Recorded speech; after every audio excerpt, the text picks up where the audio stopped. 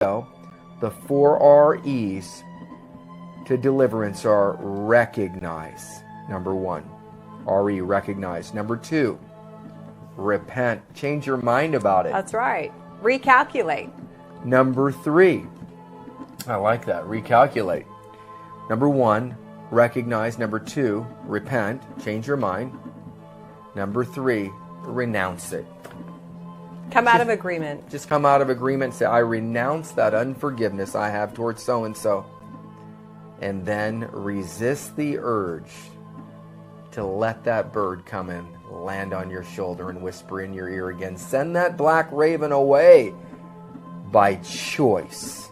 Today we're going to pray for restoration of relationships, and Joanna's about to release that anointing. But with this foundation, you'll stay delivered. That's and right. that vertical relationship with God is restored, and that horizontal relationship with mankind, there's the cross. And every time the cross shows up, healing comes. Joanna, please. That's right. So, Father, release your glory.